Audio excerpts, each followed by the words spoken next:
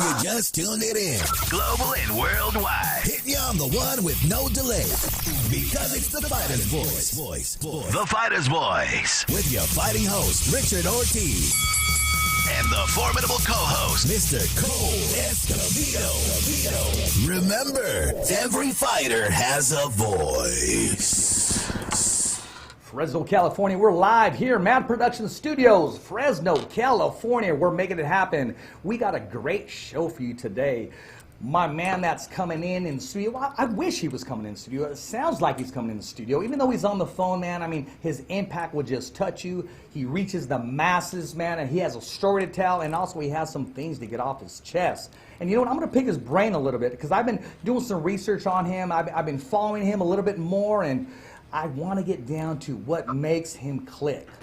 Ladies and gentlemen, without further ado, Ramblin, Ralph Velez, who was a worldwide ring announcer for the Money Team, and anybody in the world who will have him, give him the mic and the platform, and he's ready to go. Welcome to the show, Ralph. How we doing, my man?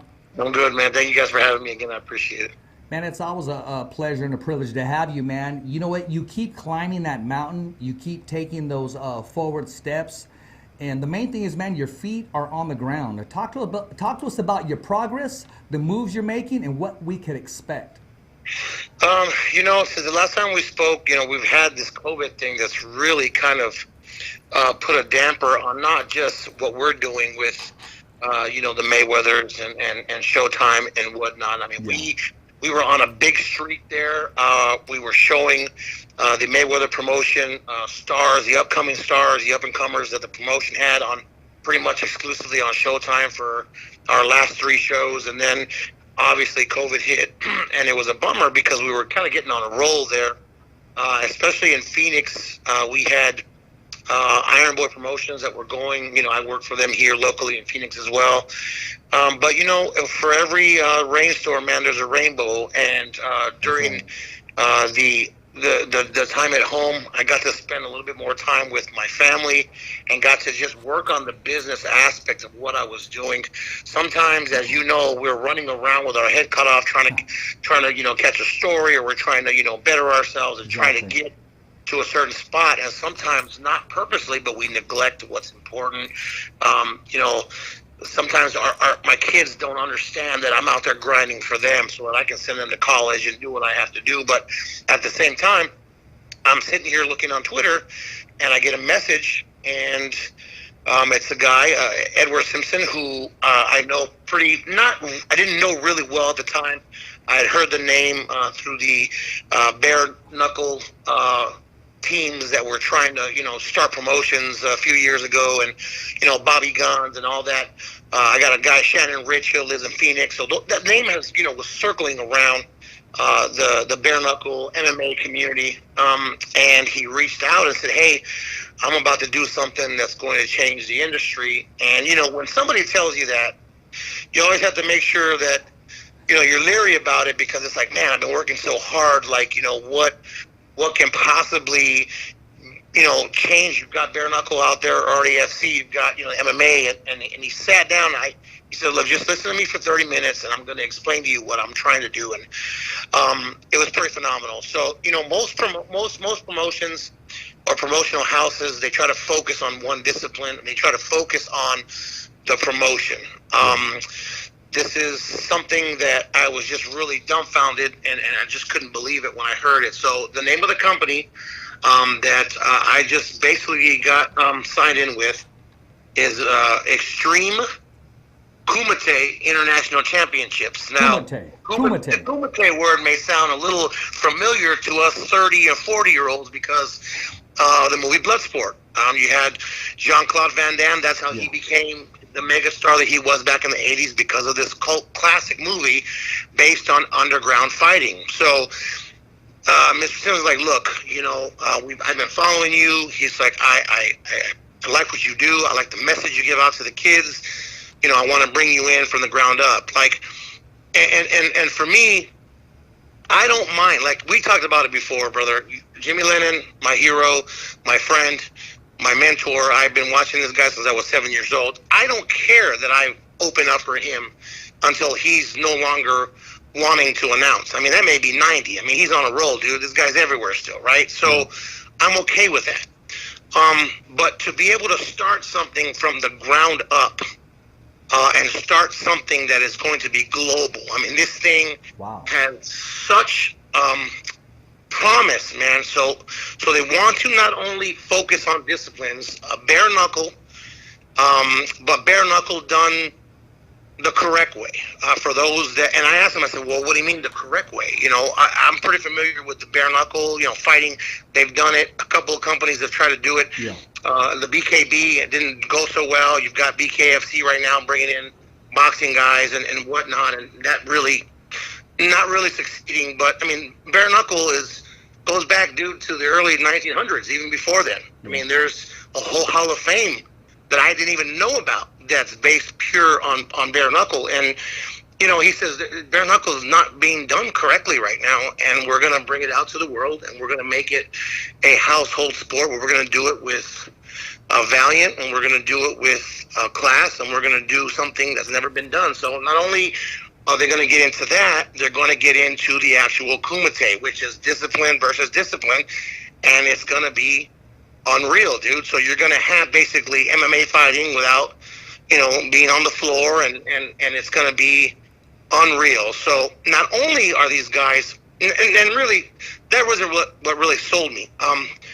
These guys are bringing in big-time producers from all over the world. I mean, we have, for example, a guy by the name of, you know, Mark Hamilton. And Mark Hamilton is a guy that's been producing for the WWE for 20 years. He's done WrestleMania. He's done the biggest events. He's worked on Raw, written contact for Raw. They're bringing in guys that have done movies. So these guys want to bring in their fighters. They want to hone their fighters from the ground up, and they want to make them superstars. And I don't mean just like, I'm going to make you a superstar on television during the broadcast. I want to do movies. So they have movie producers coming in that'll be making action movies with these guys. So you sign a guy from Fresno. He's a kick-ass fighter. He's good in his bare knuckle. He tries a kumite. You know, he's going back and forth boxing. All of a sudden, he becomes a pretty well-known guy around the world, and they get a movie made from him. Okay, so now you're going full-fledged movie production, combat sports hero, action hero, and it's all for the fighters. These guys want to make sure that the fighters are taken care of. And again, it's just a different model that they're going to approach, and it's going to be a worldwide promotion. I mean, these guys are going to be fighting all over the world, and they want to bring it to Vegas. They're going to be doing big things, and I'm pumped, man. So that's what I really like, because you know, you and I are alike. We try to make sure that our stories touch people. Our stories touch the fighters. You know, you had Raging Babe on here, I believe last week or 2 weeks ago, and she's another person that has a story to tell, and that's what you do for us, and that's what we try to do for other people. So for me to get on the ground floor of this and try to make something spectacular, it's going to be a challenge, but it's going to be something pretty awesome, man. So again, with every silver cloud, there's a rainbow, and we're going to go forward. So.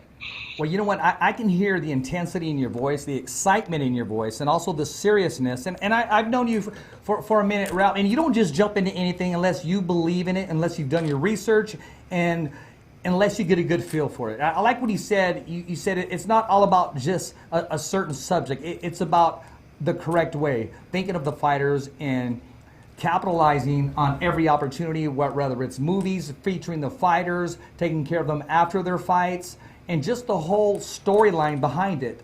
Now, hey man, as that progresses, because I'm going to ask for a date soon to let us know, so we can help push that for you guys once you know it's going to take place.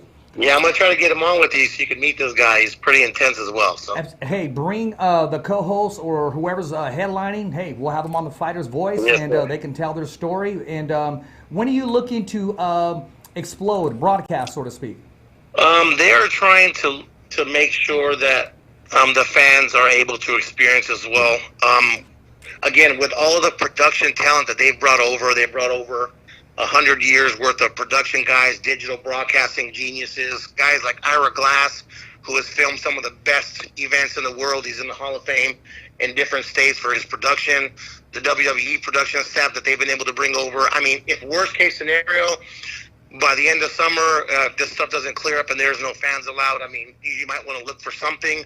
But again, they're looking for probably the end of the year. But I mean, they're going to explode. And again, it's for the fans. I mean, this Kumite thing really has intrigued me because, again, the only time we've ever heard of the Kumite has been on the movie, right? And we don't know exactly. And I mean, I've watched Bloodsport probably 300 times, to be honest with you, because it's so dope. And it's just like, damn. Never gets old, man. Trying to capture something like this similar, and of course, it won't be on a platform. It'll probably be in a big stage. But damn, just think how cool that would be to match disciplines from all over the world in one tournament, man. I'm hyped about it, man. So, again, I think they were shooting for probably maybe the end of the year, and I think when you bring them on, you could probably ask, because they have more of a timeline, and it probably changes every week with what's going on, the numbers of, the COVID, the cases and the deaths and the regulations from each state and country, and they're really pushing to make this an elegant promotion. And again, all we can hope for is that every promotion, not just theirs, but all around the world, the boxing and everything and the UFC and whatnot, we just are able to enjoy these as fans soon and just keep everybody safe as well. What sold you on it? I mean, because you listened to the man, and I know you didn't make up your mind right away. What sold you on it? What did he say? What did he offer that made a great impact? Maybe it's a chance to. I've been at this since full time since 2011, and again, I never complained to anyone about, when Mayweather does the Showtime events that are pay-per-view, and Jimmy Lennon's the man. I mean, he's the man, and I come and do whatever I can for him because that's my role. And again, I would open up for him until he's 105 years old. If he wanted to keep announcing, that's fine. Along with the Iron Boy, I left the promotion to come work with the Mayweathers, and now I've come back, and my man Sonny Franco, who does an excellent job, he works out there in California as well, in California Fight League, and done Lion Fight. He controls this show here, so I help him out. Just something that we can build from the ground up that I can basically call, Mayweather Promotion is my family. They will always be my family. I will always be loyal to them. They're number one. They've done tremendous things for me and my family. But it's something, that we can build from the ground up in that discipline to say, hey, this is something we've never seen before, something you have never witnessed in your life other than underground fight clubs. We are bringing to worldwide television, and it's going to take over the whole world, hopefully, and yet I'll be the guy that'll be doing that, bringing these guys in. So it's something just special. I'm always rooting for the fighter. I'm always rooting for the underdog. The fighters, now that I got to see some of the stuff on the back end side, being in this industry for so long, you get to see the sacrifice. You get to see what they go through. These fighters are not millionaires. 99% of them actually are living fight to fight. Yeah. And you see the struggle. You see the commitment. You see what they go through, the dieting, the 2 weeks before the fight where they're basically, they're spitting water out, just so they can get a feel for pretending to drink water and spitting it out because they can't drink it because they're trying to make weight. You've seen it firsthand. You've been through that as far as your reporting is concerned. You've been there right at the weigh-in when these guys' eyes are sunk in like zombies, and yet they do it for the love, and we're there. We're there supporting. So for me to be able to be a part of something that can make these guys be able to live a little bit better, maybe be able to send their kids to college a little bit easier, I'm all for that, man. So in reality, it's not even about so much so being the announcer. It's like, hey, man, we are building something that will change the industry for the fighters, and I want to be a part of it when it starts. And that's really the main reason. It's wonderful when you're a part of something special. I'll keep saying this every now and then. You do what you love, you never work a day in your life. And it sounds like, you're ready to embrace this and just run with this and know that you're going to be a part of something special to make an impact for these fighters, because it's not easy being a fighter. Correct. It's not easy. And again, with things that are going on right now all over the country, it's hard to stay focused. It's hard to not want to root for the underdogs, not only in promotions, but I mean, all over the country. Right now, the country is hurting right now, and I want to be positive about it. I want to be able to give back and make someone smile any way I can. And you've known me for the longest. I've tried to be as positive as I can. And I think this is going to be fantastic. I think it'll be fantastic because Mr. Simpson, from talking to me, is not like, hey, man, we're all going to get rich. It's like, I want to take care of these fighters. This is why I'm doing this, because I have a vision to be able to change the industry, and not by being a mogul in the industry, but you bring in people like a Mark Hamilton who has done a worldwide broadcast in front of 135 million people, like a WrestleMania, and you bring in these guys that have done huge events. It is going to be hard to fail. And for the fighters that get into this, that really commit, man, they're going to be set. So it's really, really cool that you get to be a part of something so special. And, you know, we've got good guys there. There's an advisory board. I mean, they brought me in to be on the advisory board. Awesome. They've allowed me to be able to speak my piece. We're going to sit down and talk about the events. You know, what would work, what's not going to work, what have you done in the past, what kind of lights are we going to be dealing with, should we do special effects? I mean, everything that's important to me is something that I think that would be great to be able to give my feedback on, and you know, and be able to be a part of the company. So it's fantastic. That's great, man. It sounds like you're really running forward with this. Hey, I got a question coming in from a buddy of yours too, Manny Metz. What's it like working with Jimmy Lennon Jr.? What was the question? What's up, Manny Metz? What's going on, baby? What's the question again? I'm sorry. Hey, what's it like working with Jimmy Lennon Jr.? You know, I'll tell you what. It was. It's something that I never thought in my wildest dreams that I would be able to do. Again, from the last time we spoke, I mean, I was 7, 8 years old, sitting in my underwear with my family, watching Jimmy Lennon announce the Tyson fights and the Chavez fights on Showtime, and as you just see him progress and you see the wonderful things he's done, to be able to sit there and sit next to the man and pick his brain, and to let him know, to humble yourself and say, you know what, you're my hero. You know, it's hard for men to be able to not bow down, but to just, you know, to submit to someone like that and say, hey, you know what, I want to be where you're at, but at the same time, you're my hero, and I'm blessed to be able to be next to you and to be able to work with you. He's become a mentor. I pick his brain. I've asked questions. I've asked stories, you know, on what's worked for him, what's not, where he's traveled, and just everything. And in doing so, he's opened up to me, and we've become great friends. And now it's like working with a buddy. And, you know, like I told him once before, I said, you know, I don't care where you're at in the world. If it's Bulgaria, if it's, you know, Antarctica, and you need me there to open up for you, I don't care if it's one fight, I'll be there. And that's just the type of person that he is. He's a wonderful human being. When you speak to him on the phone, he's very kind. He doesn't shoo you off, and he gives you all of his attention when you ask for it, and he doesn't have to. You know, he doesn't have to. He doesn't have to do that, and other announcers really don't do that. But I think that I've earned his respect, and I've done what I have to do to be able to be in that position. And to answer the question bluntly, man, it's pretty awesome. You know, not every day you get to work with your hero. I mean, usually your heroes are dead and gone by the time, you know, you get to my age, and yet there I am working with a living legend, and he's announcing like he's still 30 years old, man. The guy is everywhere. Japan, I mean, I looked at his schedule. Japan, Vegas, Japan, New York, back to Vegas, California, Japan, New York. And I said, hey, don't you ever get tired, brother? I mean, like, he says, you know, the excitement of what we're all doing keeps me going, man. And I truly believe that he really is a fan first. He talks to me about fights, strategy, and I'm just sitting there like, man, you know, you're really paying attention. You know, so it's a good time, man. It's a good time, and I'm pretty blessed to be able to experience that with him. That's awesome. I noticed on the big fights, man, I mean, this guy has a great memory. He doesn't even really use his cards. He'll glance at it and just say 2 paragraphs without even looking again. I mean, the man is a true professional. What's crazy about that, Richie, is that, like, he has it so nailed down that his script is pretty much, if you notice, it's pretty much the same as far as the intros are concerned. But he's sharp. He sits there on the plane And obviously he already knows the intro, and he's done it so many times that it's like the back of his hand. But, you know, for me, I like to read off of the card and glance up because Sure. I don't want to make a mistake. Sure. I'm just anal about that. For me, making You're not a mistake, alone.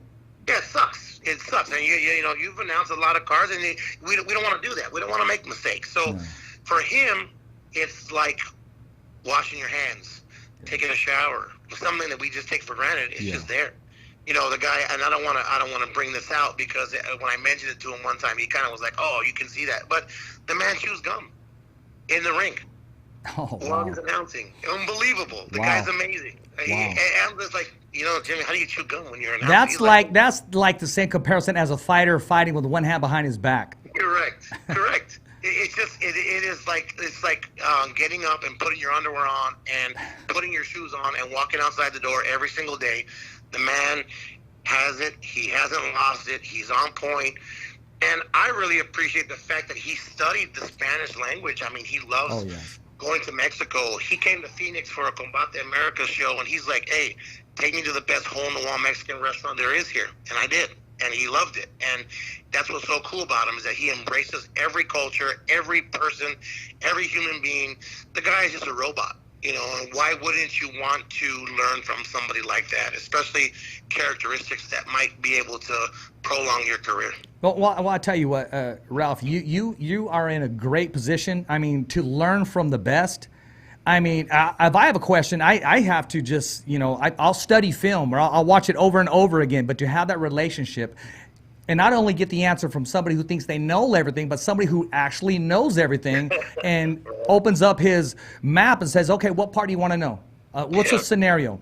What do you need to know? I'll give you the answer and then some. I mean, no better place to be than to, you know, I don't even want to compare the two when Steve Young waited his turn for Joe Montana. But you learned from the best, and you're in a great position there. Ralph, I gotta ask you this, man, and I wanted to comment on it, but I didn't want to take away from what you had going on. That was one hell of a question that you asked Dusty Baker. Let all the viewers, the fans, know exactly what you asked him, how long it took for him to answer, only because it was so deep, he was thinking about it, and he had such a great answer. How did you come up with that question, and what did you think about his answer and his reaction? Here's the thing that's crazy about that question is that people who really know me know that I'm a baseball guy first and foremost. I love boxing. I loved it before I got into the business, and I really super love it now because my life is involved and surrounded by it. But I am still a baseball guy. I am a baseball guy 24/7. I played until I couldn't play anymore. And I coach, and I still coach, and the game for me is what I grew up on. So, me, before the Diamondbacks got to Arizona, I was a huge Dodger fan. And I mean, huge Dodger fan. So was my father.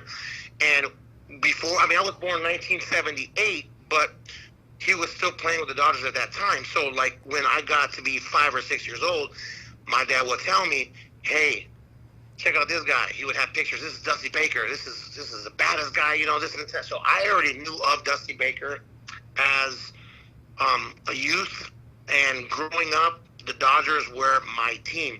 Yep. Darryl Strawberry, Eric Davis, Mike Marshall, Steve Stacks, Mike Scioscia, Mickey Hatcher, Eddie Murray, Valenzuela, Hershiser. Dude, Pedro Guerrero. Pedro Guerrero. It was the man. Jerry Curl and all. He was the man. Yep. You know? And the crazy thing about that is that when he went to the Giants, I was already a Diamondback fan, but it was like, man, you play for the Dodgers and you have the guts to go to the Giants and manage, and he had some of the best teams in Major League Baseball history. So for me, shout out to Brian Custer too, because that podcast is getting pretty good, and he decided to jump in and I enjoy being with you. Let me slow you down real quick. Let's let everybody know so they know what question I'm talking about. You were asked to be on the show. What show was it? And you, the guest was Dusty Baker, and you asked the question. No, it was a question that he said, do you have a question for Dusty Baker? Right. Because Brian was asking. I said, yeah, I have a question. The question is, name the best team that you played on and the best team that you managed, and if they played each other with their best pitcher, their aces going head-to-head in one game, who would win? And he was stuck for like 30 seconds. Man, I couldn't believe it. But at the end of the day, those teams that Barry Bonds was playing at an ultimate peak performance level was 93 to 2002. The Giants dominated the NL West. They were balling, man. Yeah. And so he had trouble trying to figure out which team was better in that era, because that's when he had coached there, right? Yeah. He knew the 77 Dodgers was the best team. That was a fantastic team. That team was stacked. And he said the winner of that game would be the team that he was playing on. And they had a big chuckle about it. And, of course, that was the 77 Dodgers. So the guy is fantastic, man. Dusty Baker, to me, is one of the most brilliant minds. Everywhere he goes, he's a winner. You put him in Cincinnati with a very low payroll, and he makes a winner. You go take him to Chicago, they're already in the playoffs. I mean, this dude is awesome. And I think the Astros are going to win another title with him there. You could be right. You could be right. I met him on one of his last years with the Dodgers when they played the Braves, and what stuck in my mind was the size of his hands. I mean, he had some huge hands. My gosh, nice guy too. Very nice guy. Crazy. The guy has a winery. I mean, he's got vineyards, and he's already in his mid-70s, and he's sitting there walking around, kidding around like he's still 50 years old. And that just goes to show you that when you're working in this industry, in any industry that you love, you're not really working, and it's just it keeps you young, man. So it does. Shout out to them. It does. Yeah. Hey, I've been wanting to ask you. Okay, you said you played baseball. What position did you play, and what number did you wear? I was a pitcher, and I was always number 11. The problem with me is that I was 5'9", and my fastball probably hit 88 tops. And when you get up to that higher level, Arizona is a really good baseball state, like California. Yeah. And in my high school senior year, I was planning on trying to go to a college here, and I had my son my senior summer year. So I had just graduated, and then the birth of my firstborn was at that time. So for me to be able to go to college and not provide for my son was unacceptable to me. Yeah. And so I said, okay, my career is over. Now it's time to be a dad. And so I had help with my parents, because my parents, they really helped me with my son. They said, you're not going to play baseball, but you're going to keep going to school. So they helped me there with the first couple of years with my child. And we were basically a family. We were all a family. And now my son's a nurse practitioner. He's good, and I don't have to worry about him. But those 2 or 3 years, they really meant a lot, because I was still young. I was 19, man. And I regret it, and I regret the fact that I didn't go further. I got into real estate right after that first year. I got out of college, and I had my associates, and I started working for a real estate company, which that's what I still do now after 20 years. I guess it worked out, but I wish I would have gone and continued my education. And still to this day, I think that if I end up having the time, I want to fulfill that. I want to fulfill that, because it doesn't matter what age you get your degree. And a shout out to any young kids that are listening. Go back and get it, man, because it changes everything. It doesn't matter what age you are. Just in your own personal pride, it changes the way you look at not only yourself, but the way other people will perceive you. And it's just it's a goal of mine still that I have to go back and finish. Well, there you go. Hey, let's give your son a shout out, man, for accomplishing that. Yeah, my son Brandon, man, big shout out to him. I mean, he stuck through it. He wanted to do this, and he was working with a COVID team down here in Phoenix for a while. They moved him back up to where he goes. He's with the cardiac unit, so he saves people's lives when they come in, with heart problems, heart attacks, and he works really hard. They got him on the night shift, and I hardly get to see him right now, but he understands when I go away, it's for him, and it's for his siblings, and now I have to understand that he's doing that to save people's lives. So it's a full circle, man. I go away, my early days of announcing to provide for them and get him through college, and yet now he's having to do the same, but for other people that come in and saving their lives. So it's full circle, dude. And he's a good kid. I love him very much. Hey, you're making it happen, and you should be proud, and I'm sure he's proud of all your accomplishments and what you're doing. Hey, man, I got to ask you this, man. I texted you, I think it was earlier this week, and I said, bro, you motivate me, man. I mean, you've been hitting the bag, you've been working out, you've been getting your work in, and I notice you do that not only for yourself personally, but it gives you a new understanding, and like you said on top of the show, understand these fighters and knowing what they go through, the work ethic that they have to do, and yet, you know, their diet and make it just full time. I mean, we go at it when we can, and yet they make it full time. But talk to us about your workouts. I've seen you working out. I've seen you progress since some of your first workouts. And how much a part of your life is it? I opened my mouth. This was actually last November, and we do a Masters tournament, which is 35 and over here in Phoenix. And I told my friend Sonny Gutierrez, who's a big trainer down here. He has a gym. He's the one that hosts these tournaments. Yeah. And I said, Sonny, I said, you know what, man? I said, I kind of been living the good life a little bit too much as far as not really paying attention to what I'm doing. I got in an accident about 3 years ago, and I kind of let myself talk myself into not having to keep myself in better shape, and it kind of just, you know, I thought my metabolism would still be that of an 18-year-old, right? And yet I'm 40 years old, and even with this COVID thing, man, I stayed inside for 8 weeks, and I put on 17 pounds. I mean, us Latinos, after 30, bro, the metabolism kind of runs away and hides and doesn't come back. So, and the tortillas taste better too, so watch out, man. Dude, the tortillas were plenty, man. It's we use the Instacart, and we order 2 dozen every other day, bro. It was a bad situation, but I committed to myself to make sure that that I would be around for my children. And again, I've been saying this since day one. I understand what a professional baseball player goes through because I have done their workouts. I have, you know, hit off of someone that's 95 miles an hour. I've learned how to hit to the right side, how to bunt, how to move a guy over, how to hit a relay, you know, how to do these drills because I've played baseball all my life. But I can't talk about the sport, and I cannot be a part of it and not truly understand and have a respect for these guys if I don't go through it. So I do a full 10 to 12 rounds of workouts every single day. And I tell you, it kills me. These guys, I don't know how they do it, especially when they put that damn sauna suit on. Yeah. I'm pretty much dehydrated almost every day, and I have been for the last month since I've been going back. But I have always made sure that I spar. I spar with one of the biggest heavyweights here, Waldo Cortez, that's going to fight on June 9th at Top Rank. And, you know, he lays into me as much as anybody else. But, you know, you have to experience some of this stuff in order to get a better respect. These guys, it's crazy. I mean, what they go through, what they put their bodies through, what they put their families through. Not for everybody, man. Yeah, it's not. It's not. There's guys that walk into this gym, and they look like Arnold Schwarzenegger, brother. They look like, damn, this is the most fit guy on earth. Right. They got muscles coming out of everywhere. And 2 rounds later, they're throwing up on the floor. Exactly. Because it is a different workout. It is a different mentality. And I am just trying to not only just get in better shape, but again, right along with these guys. So these guys say, you know what, this guy's not full of shit. He's actually in the gym working 10 to 12 rounds, trying to get in better, trying to understand what we go through so that he can better talk about it. Because if you don't go through it, you know, it's you talk about it, but yet you've never experienced it, so it's kind of rough. So I have committed to the Masters tournament. I'll be fighting in that in November, and we'll see how it goes. Where's that taking place at, man? I'm gonna have to take a look at that. In Goodyear, Arizona, man. We actually.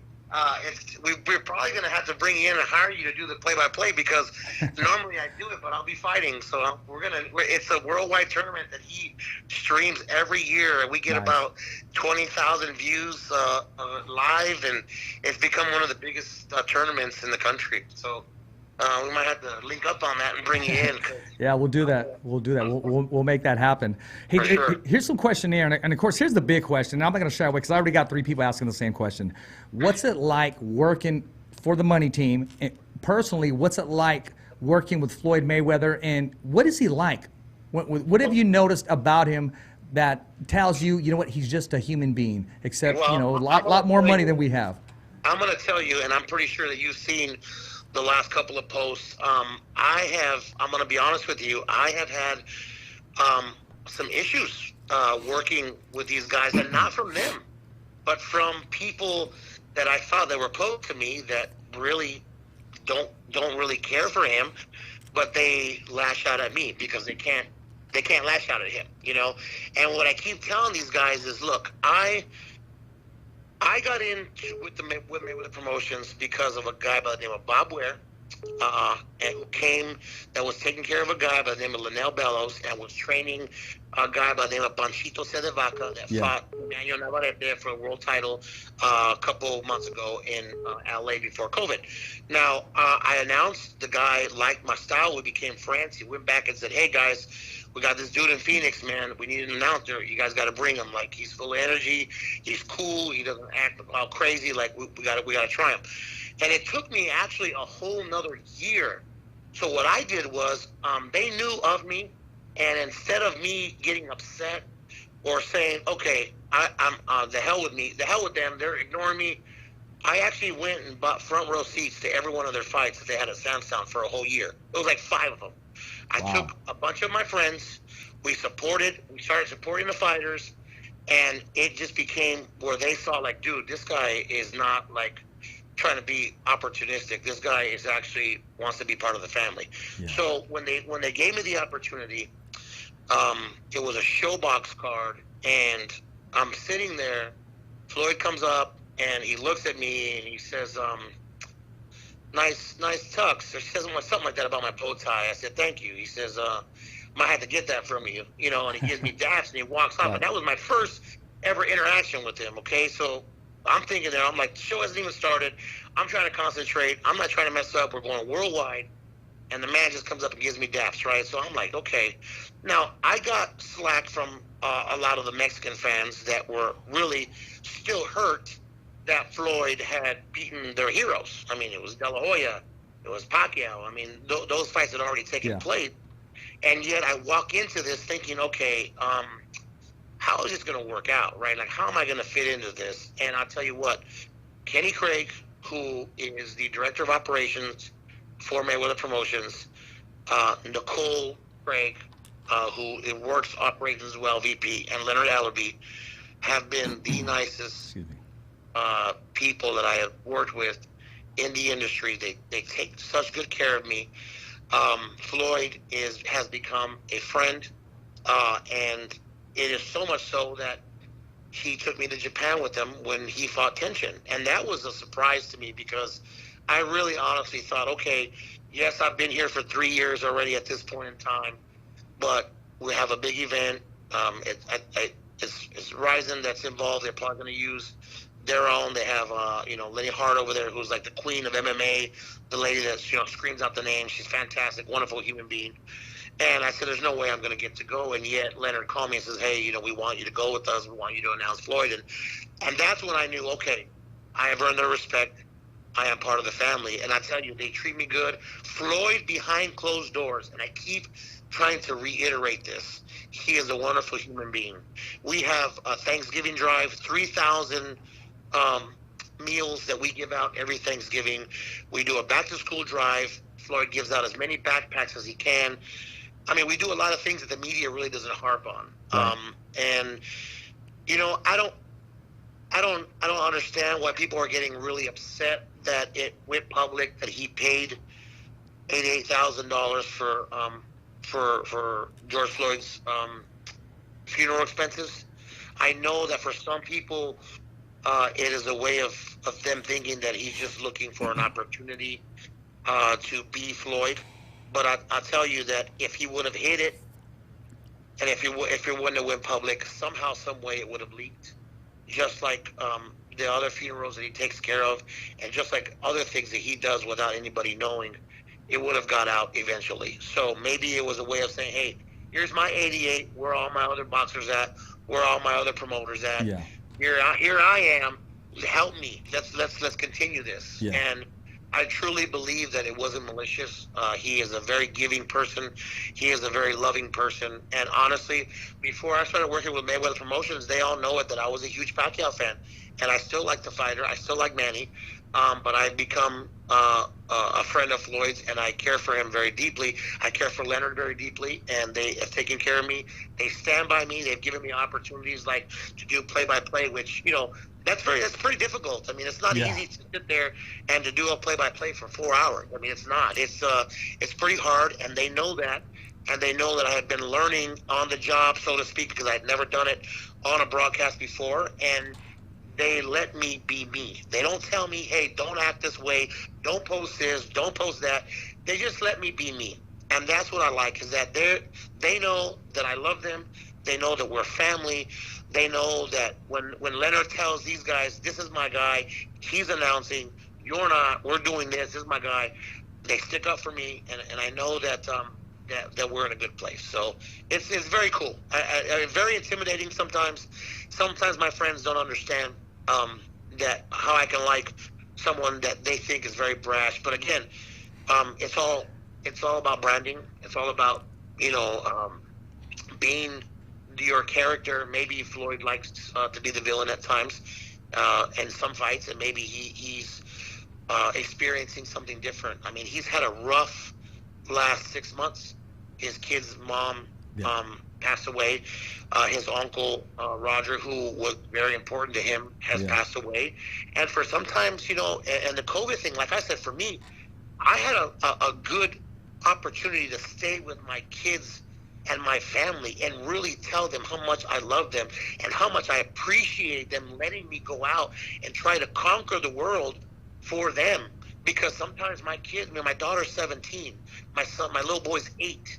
You know, they want to know why dad is not and not at home, and they see dad on TV, but it's not the same. Dad's not there; he's on the TV. So, COVID really helped me get in touch with my children and really harp on, look, I do this for you guys. I know you don't understand it right now, but you will.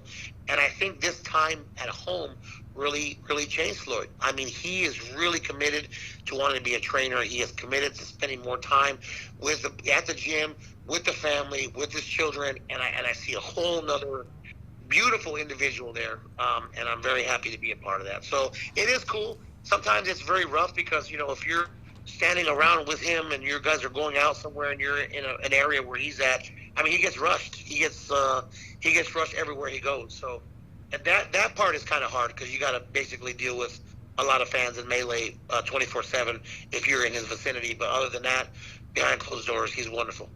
Hey, they can say what they may, but at the end of the day, numbers don't lie. And I will say this: when you're in a position like Floyd Mayweather, they're going to have something to say that, yeah, because he wrote a check, and then they'll have something to say as well. Why didn't he write a check? So that's just the way it is. But you know what? One thing about him, he can care less. He's going to do what he needs to do and what he feels is right. I'll tell you a quick story, man, and. You know, a lot of people, they'll disagree with me. A lot of people disagree with me. They'll think that I don't follow Canelo because I'm rooting for the other guy since he's been fighting, only because I want to see a good fight. I'm a Floyd Mayweather fan. Money May. Me and my son, we were at I want to say it's a fair. One of these fairs, and you got to shoot these baskets, Ralph. You know, you make 3 in a row. Well, when Floyd would hit the mittens, he'd look at the camera and he'd say, "All day, Money May. All day, Money May." So I'd get the basketball. I wouldn't even look at the hoop, and I'd look at my son and just shoot it and say, "All day, Money May. All day, Money May." So I'd make my 3 or my 2 out of 3. Then Richie would come in. He'd look at me and say, "All day, Money May. All day." And we do that all over the house. Nice. And Richie's mom would just say, "Guys, stop already." Because we do something, whether it's washing the dishes, taking the garbage out, we go, "All day, Money May." We embrace it. We didn't see it as, okay, we're taking the garbage out or we're cleaning up. We do it, but do it cocky. You know, like we have this, all day, Money May. Whether we're sweeping or any, so you see what I'm saying? We didn't even do it when we're brushing our teeth, man. True story. And the crazy thing is that he gives you the motivation when he's in there and you're in the gym and he's doing 15-minute rounds, and yet he's doing it without any cameras there. He doesn't do it just when there's cameras there. I mean, the guy really commits to what he's doing, and when he commits to something, it's done correctly. A lot of people gave him a lot of flack for going to Japan and fighting this Tension kid. Yeah. I mean, this Tension kid, if you look at my video on Twitter, the one I filmed, Tension's throwing. He's giving Floyd every bit of ounce. I don't care what anybody says. Yep. Look at my version of the video at a different angle. Tension's wailing on him, dude. Tension is trying to do what he can, and yet, you know, you're in there with the best in the world, and it's very difficult. So, you know, you can't hate on a guy for going and picking up 9.5 million. No, you can't. But I want to tell people something really quick about this, real quick, and then you can ask me whatever you want to ask me. For someone, they're like, what a stupid idea to pay this guy $9 million for a minute and a half. You think so? That company, after that fight, every time they had an event, and I don't know what the numbers are right now, but Tension now is a global star. When he fights, people all over the place are watching this kid now, regardless of what happened with him and Floyd. People watch this kid now. Now he is Japan's even bigger star. He is Asia. He's all over the place, man. So, and you spend $9 million on a commercial, or you spend $9 million bringing Floyd in, and he changes your company for the rest of his life. You got to understand, man, that there's reasons for everything, and I'm not hating on them for doing what they did, and I'm not hating on Floyd for what he did, because at the end of the day, you know, if you offer it and you call somebody out and you're paying $10 million, he's going to go handle his business. Ryzen became a bigger company because of it, and it's a win-win situation for everybody. Hey, well, I'm going to keep it real, man, and I'm going to get a lot of slack for this. Canelo became bigger after that defeat. He's learned more, and he adopted the defensive style, and the rest is history. He's definitely right now the face of active boxing right now. That's Canelo, in my opinion. You still got your warriors that have been there, longevity, that have earned that respect. And one thing I do want to say, hey, you had the best seat in the house, but all I got to say is when I was watching that at 3 o'clock in the morning, or whatever time it was in the morning, Floyd went over there and said, okay, let's give the people their money's worth. The minute that kid threw a left hook with bad intentions, Floyd had to remind him right away, okay, I'm going to let you know who I am, okay? I do this for a living.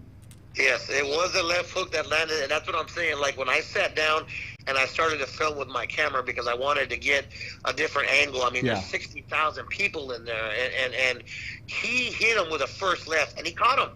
Yeah. And I think at that point in time, Floyd's like, okay, I was gonna work with you here a little bit, but you're not gonna embarrass me. No. And Floyd just took care of business. Yeah. You go back and look at the fight. Yeah. It's the first combination, and Tension lands a good, solid left hook right on the jaw of Floyd. And Floyd's like, oh, I ain't having this shit. No. We're not doing this right now. You're not gonna embarrass me. And then the rest is history. So. Yeah, exactly. Very well said. And I was watching, man. Did a good job, my man. Especially them names rolling off that tongue. Because I was waiting. Hey, I was just as nervous as you were, and I told you this story before. Because I'm telling everybody, I said, yeah, here it is right here. This is the platform right here. He's letting him have it, and hey, you did a great job. Yeah, I appreciate it. I mean, it was a rough setting because I get off the plane at 2 a.m. the night before. They send me to practice. They want to make sure that I know where to stand. Yeah. And I get a script in Japanese. I can't read it, and I've got someone who was actually like doing the luggage. For moving around the props and whatnot. Right. He had to actually be my translator, so he got upgraded and elevated to another position. So he basically followed me around for a day, a 24-hour time frame. But I need to go back there. I mean, the people are so loving. The culture is amazing. The Tokyo is so clean. I mean, I didn't see one piece of garbage on the floor, and I only got to walk around for a little while. But their subways are beautiful. The city's beautiful. The people are beautiful, and I would like to go back soon. But unbelievable trip, unbelievable experience, and I was just glad to be a part of it. There you go. Well, let's talk about how you embrace during this time off right now. And it's I'm going to talk to you how history repeats itself. Because there's some pictures of your son. I believe he's coming in his underwear, and he's being announced by father. Coming into the ring with the WWE, the crowd goes crazy. He embraced it. He was in character, man. And when you see moments like that, you know, hey, that's what it's all about. Talk to us about that special moment, man, and what it was like for your son to see himself on your channel.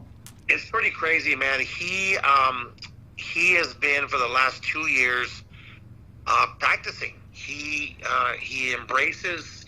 I was a huge wrestling fan. I mean, in the 80s, who wasn't, right? You had Macho Man, Hulk Hogan, Junkyard Dog. I mean, as a matter of fact, I just gave him my first edition LJN wrestling superstar dolls, the oversized ones that were the original. I just gave him like 20 of them.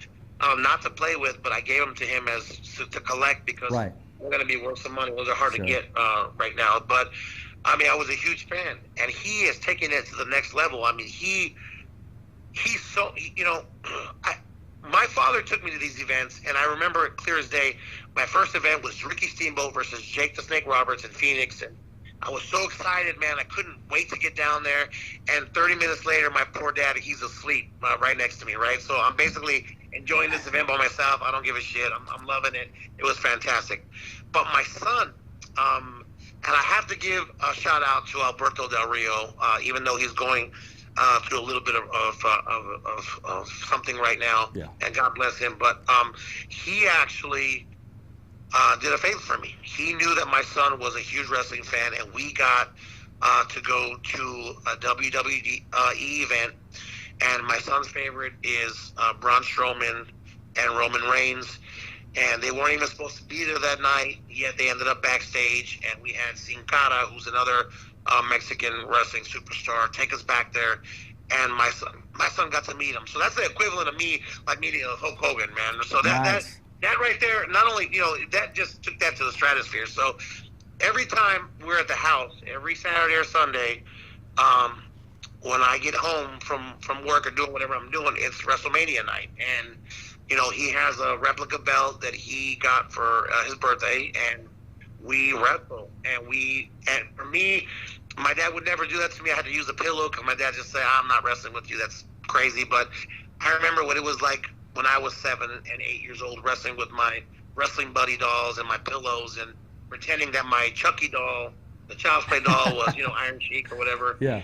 And it means so much to me because I'm able to share those moments with him. And he has his WWE mic.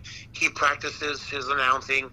And hopefully one day he gets good enough to where he can follow in my footsteps. I mean, he's right there. I mean, he knows the pitches and how long to hold already. And he's 8 years old. So hopefully by the time he's 18 or 19, man, he can get it down and he can be able to follow and work with me on a card or two. So that'd be great. Hey, man, call things if they're not as if they are, and it's going to happen, my man. The only thing I don't want to see, and I'm going to be honest with you, okay? I don't want to see him announcing you, and I don't want to see Dad coming down the hallway in his calzones, okay? I don't want to see that. Don't post that. Don't tag me on that. We don't want to see that right now, my man. No, that'll never happen, man. He wears his little shorts, and he likes he thinks he's Vader, Big Van Vader. I said, well, you gotta lift a little bit of weight, buddy, before you can be Vader in your dream. But you will never see Dad in his calzones. There you go.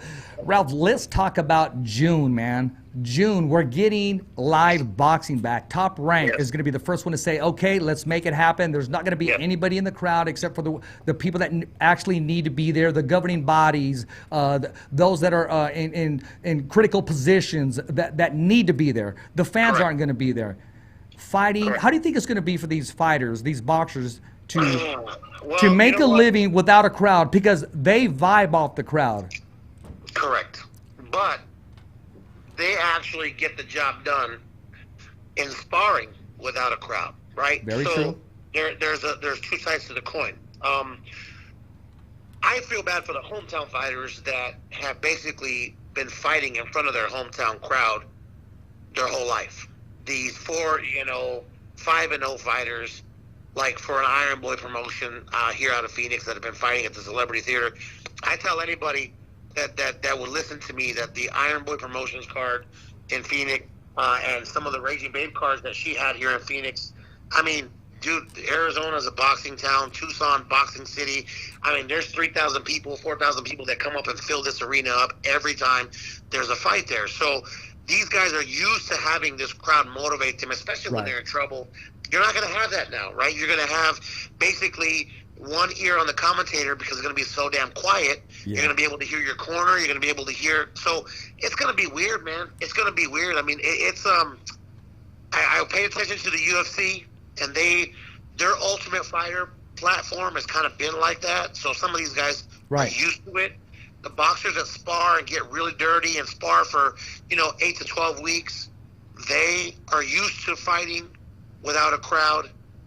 But at the end of the day, man, I know these fighters are going to be disappointed because it's hard to really give, in my opinion, everything you've got, and then something happens where you're stunned or you get knocked down.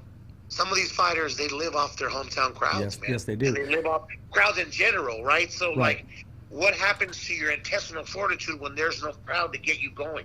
Where do you find that extra oomph somewhere to say, well, shit, man, normally my tia and my nana and everybody's back here behind the blue corner cheering me on. I got my whole family back here and friends. They're not there anymore. I can't depend on them. So now the men from the boys are going to show their true self here. And I hope to God, man, that we don't go another year or 2 years with this, because it'll be difficult. I mean, I'm a fan first. We're fans first, and Dude, I miss it. I miss it. I mean, I've watched every damn old fight that there is over the last 9 weeks. I mean, I've watched Hagler Hearns like 73 times.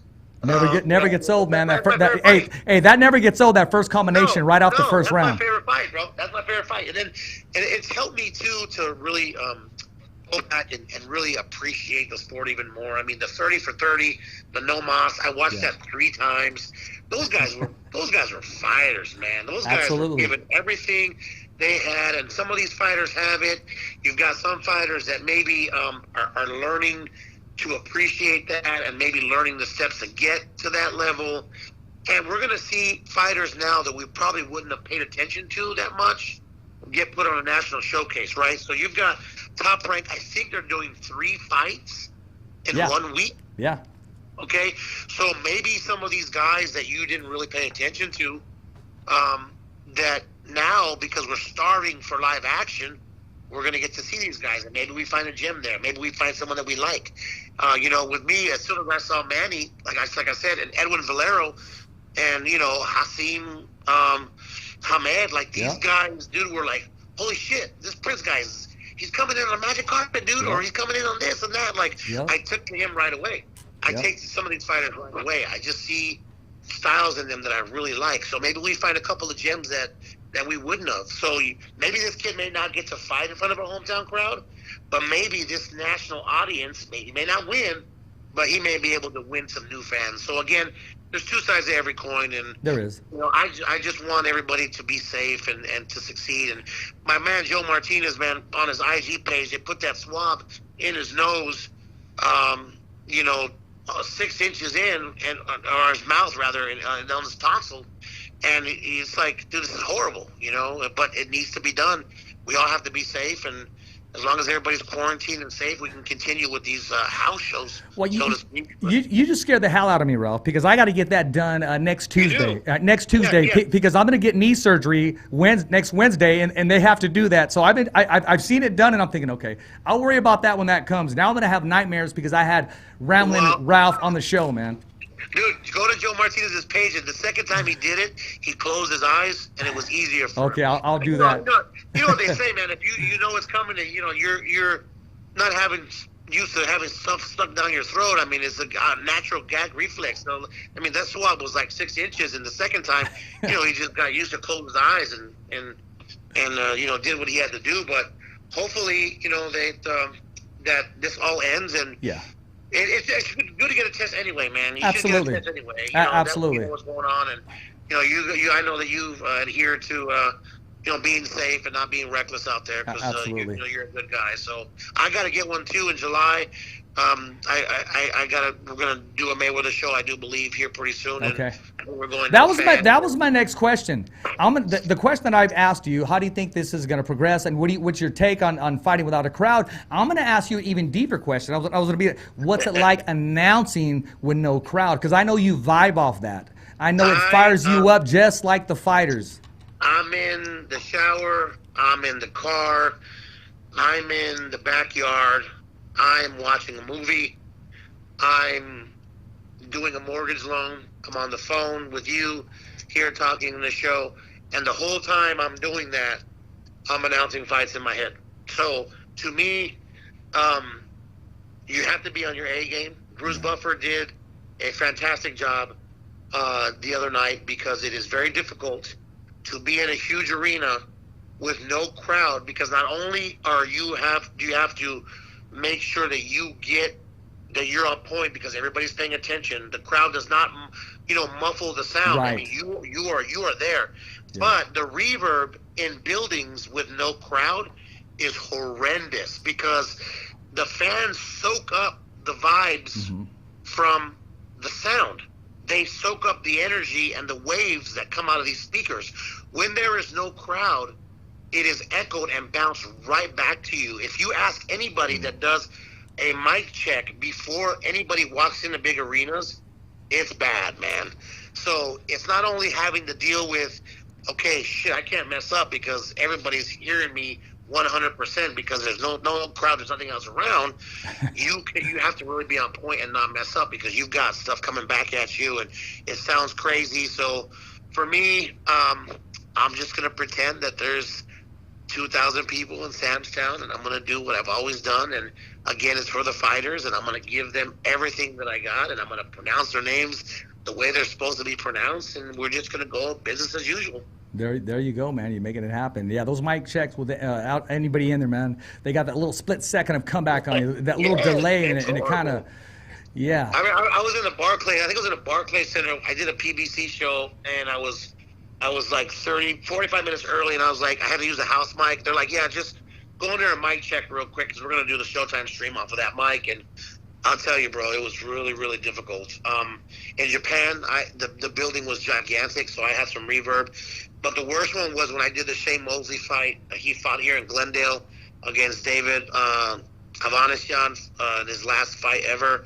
Man, it was really bad because they put most of the fans on one side of the arena, and I had this whole other side to me that was completely bare, and the speakers just happened to be facing that way. Wow. And it really messed me up. Did it make you talk slower? Were you talking a little slower, trying to catch up? Yeah, kind of like draw things out, right? It's like, and in this corner. Yeah, exactly. So you try can to make find sure it. you can hear yourself, man. Yeah. It's rough. It's not an easy thing, man. You got one take wonder in there, and you can't mess up. So it gets pretty difficult at times. Hey, man, before we let you go, man, because you've just been sharing everything about you, your personal life, having fun. I knew this would be a good conversation. I just knew it because I was watching some of your posts leading up, and I reached out to you even before and said, we got to get you back on the show, man. I'm excited about that new journey you're about to take. And knowing you don't accept everything that comes your way. You consider it a course, but you seem amped about this. You seem energized about this. And it's almost like it's a piece of you. Like some of it is, you're not going to just do it as a job. You're going to give it your all. Is that safe to say? Yes.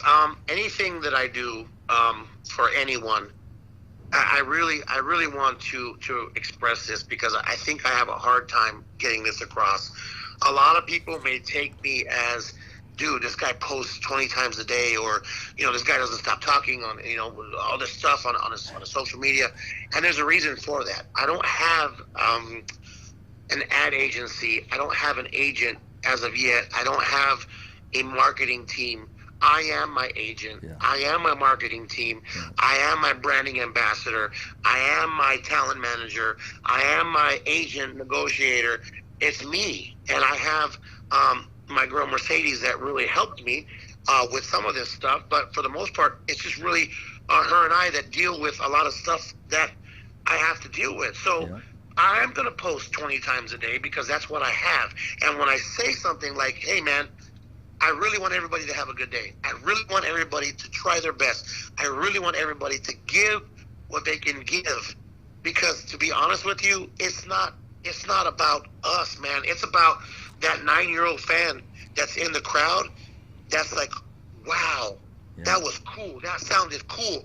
Just like I did when Howard Finkel announced Hulk Hogan versus Iron Sheik for the world title when Hulk Hogan first got into WWF, because that was the day that I decided that I wanted to be an announcer. And Howard Finkel's dude, 5'6", 130 pounds soaking wet, but the dude had pipes.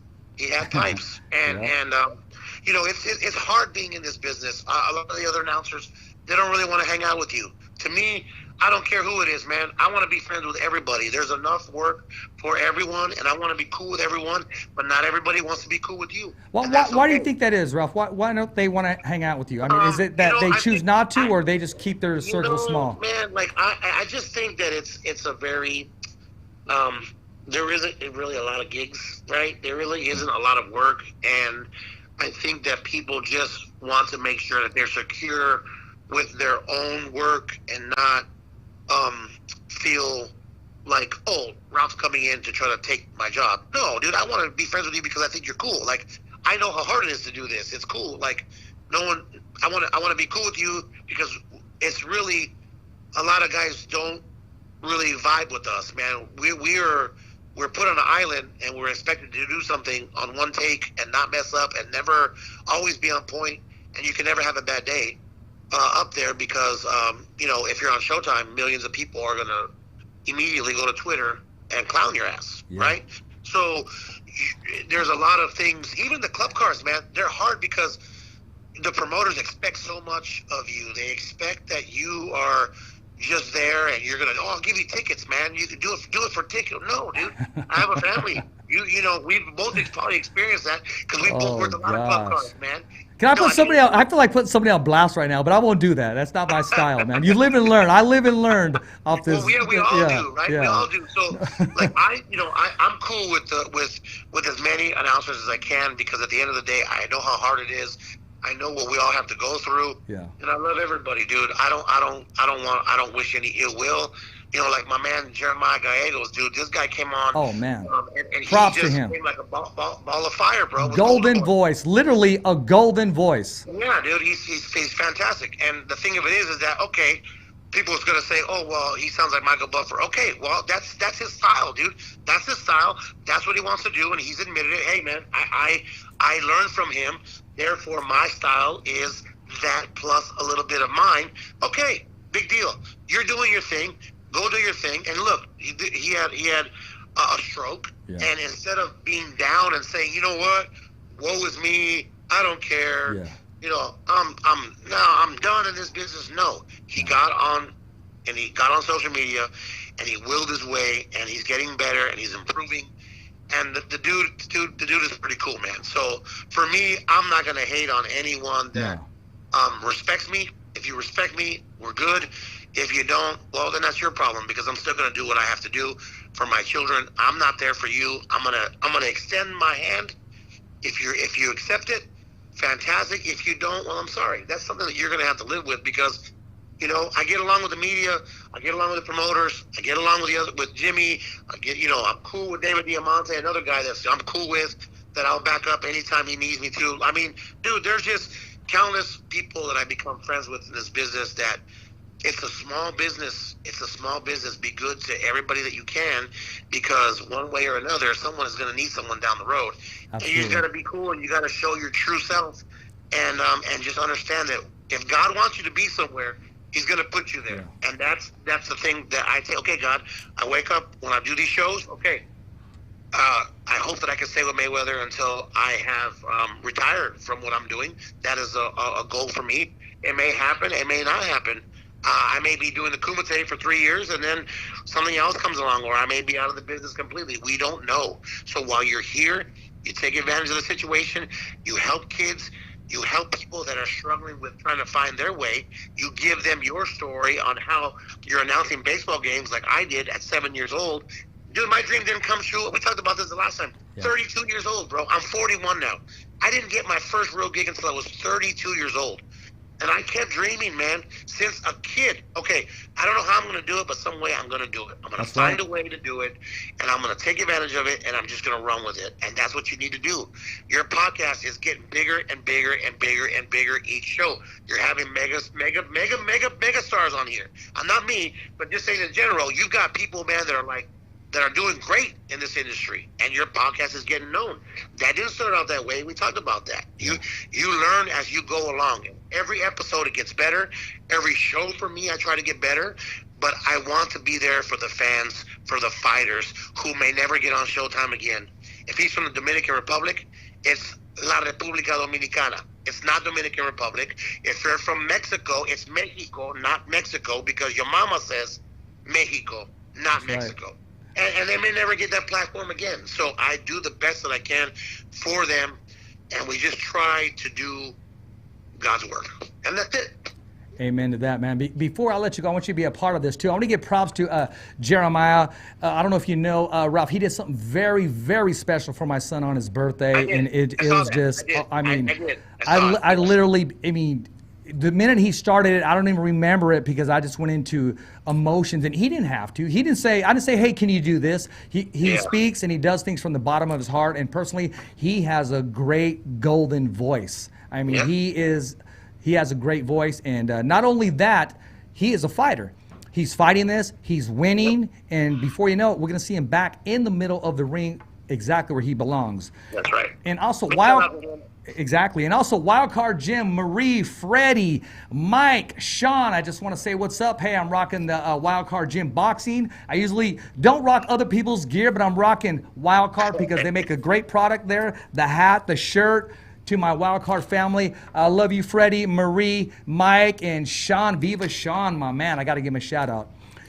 We're going to end today's show. Yeah, Sean. Knucklehead Sean, that's my dog. Oh, yeah. Oh, yeah. Great guy. You know, honestly, man, when I first met that guy, and I know you got to wrap this up, but I got to tell you. No, go ahead. I thought this guy was like, dude, he was so wound up. I'm like, his bag with his little dolls on it, and I was like, it was a Pacquiao Vargas, right? He walks in, and I got to do a part of the media because I was doing interviews. And I said, dude, I see this guy. Who is this guy? Like, what's this guy about? And he sat at our damn table, dude. And by the end of the lunch, I loved him. I said, dude. He sat his briefcase on the table with Woody there? Yeah. I said, I didn't really know of you, man. Yeah. I said, but I'm going to be honest with you. You're pretty cool, dude. And over the years, we've got to do shows together. I announced some of his fighters. He had a great fighter that he fought, Angelo Leo, in Atlanta. It was an unbelievable fight. And I asked anybody to go to the Showtime YouTube channel and find this fight. I don't remember exactly what his fighter's name was, but he fought Angelo Leo just on the Gervonta Davis undercard. It's probably the best fight that I've ever seen live. No shit. And I said, dude, your fighter was fantastic. He's like, no, dude, you're fantastic. He tries to hype everybody up and give everybody nothing but good positive energy. And we went to go have dinner that night, and I love the dude, man. So big shouts out to him, man. He's fantastic. Awesome, dude. I met him in Fresno, California. German Cajas was in Fresno fighting at Save-Mart Center, and it was a Philippine Velasco. I mean, everybody was there. And he said, okay, I need an American reporter, right? And he looked at me, he said, bring him up here. He basically put me on blast in front of everybody, put me right there, and he said, when he's done with this interview, take him backstage because I want him to do the post-fight interview with German. After that, we got to meet. He heard my story. I didn't say, hey, here's my phone number. None of that stuff. I get a text from Rick Murrigan, also a text from Sean, 2:30 in the morning. Him and Manny Pacquiao are saying thumbs up for Richie, sending me a video. I couldn't believe it. I thought I was still dreaming. I mean, that's the type of dude Sean is. Yes, he's awesome. He's awesome, dude. And big thumbs up for Richie, bro. Oh, thank you, brother. I appreciate that. I appreciate that. The whole world is in, I don't want to say chaos, misinformed. There's mixed reactions going right now. But let's not forget about, I want to give, a big tribute and I want to pray for the Floyd's family. I mean, Floyd's family, and just George Floyd, man. I mean, we lost a human being, and for Mayweather to step up, a class act, and take care of the headache, because those funerals, they are not cheap at all. I mean, in my neighborhood, you see people, selling, washing cars, etc. Yeah. Not only that, man. There's believe it or not, and I think we've all experienced this in one way or another. It's sad because people in your family are hurt, right? And then there's arguing and fighting because maybe somebody may not have enough money as another person.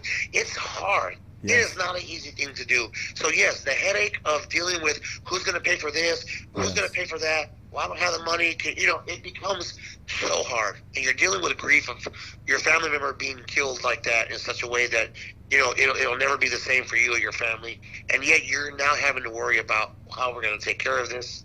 It is a huge headache, man, and it's just something that they don't have to worry about. Honestly, I'm going to be honest with you. I don't know what I want to stop first.